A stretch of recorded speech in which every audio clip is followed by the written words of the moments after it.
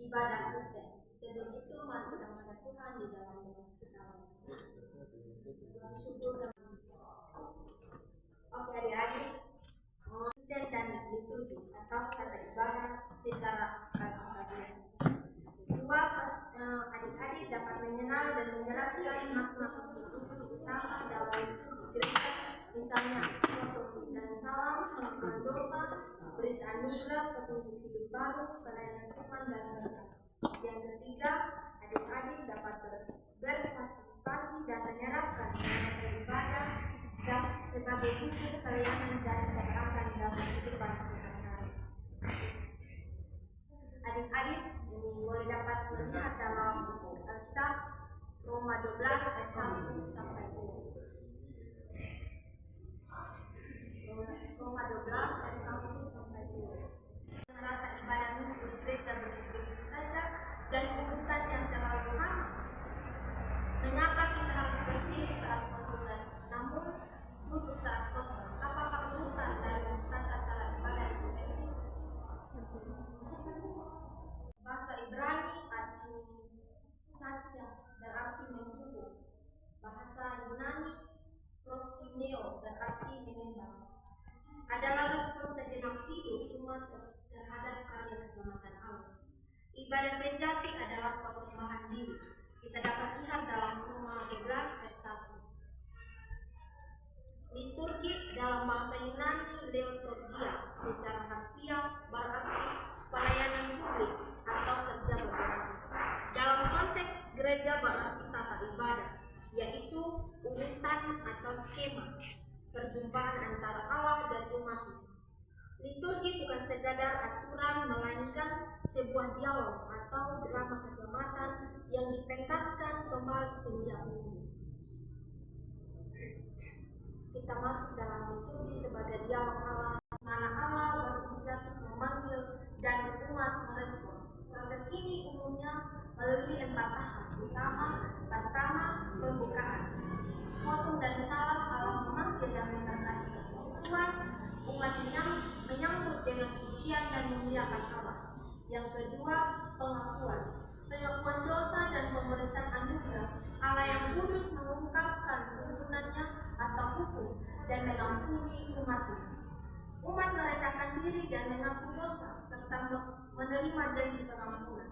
Yang ketiga, perjumpaan pelayanan firman dan persembahan Allah berbicara melalui firman dalam Alkitab dan khotbah.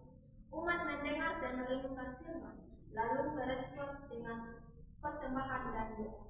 Yang keempat, penutup.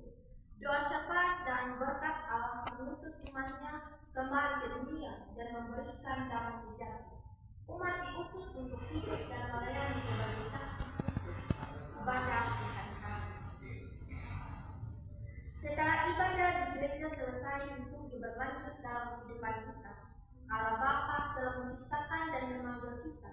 Allah Anak telah menyelamatkan kita dan Allah Roh Kudus menuntun kita. Wujud ibadah sejati adalah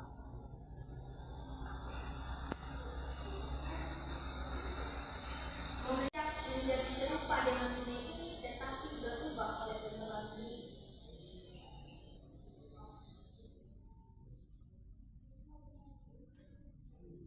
Pertanyaan, apa makna salam, kasih karunia dan damai sejahtera menyertai kamu? Dalam liturgi sebagai khotbah dimulai dan bagaimana kamu membawa damai. Damai itu di lingkungan sekolah atau apa? Mengapa persembahan ditempatkan setelah khotbah? Bagaimana persembahan dapat wujud respon yang akan kita terhadap umat Tuhan? Berkat diakui ibadah adalah keputusan. Coba sebutkan satu pelayanan atau aksi nyata yang kamu lakukan sebagai tindakan dari ibadah minggu ini. Kita masuk dalam kesimpulan. Allah Tritunggal adalah pusat ibadah Kristen. Umat yang merespon melalui pujian, pengakuan, persembahan, dan ketaatan. Oleh karena itu, ibadah Kristen sejati tidak hanya terjadi di hari Minggu, melainkan berlanjut dalam seluruh kehidupan sehari-hari. Sebagai persembahan hidup kudus dan makanan kepada Allah. Kita masuk dalam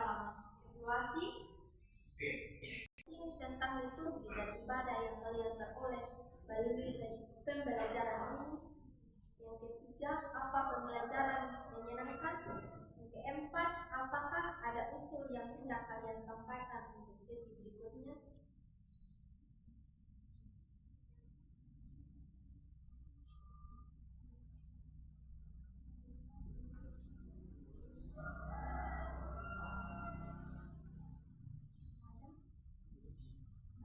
Kalau ada, demikian materi kita pada hari ini.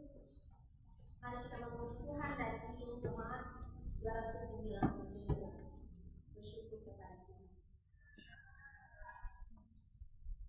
Bersyukur kepada Tuhan. Bersyukur. Puji syukur kami akan materi kita saat ini. Terima kasih dan shalom.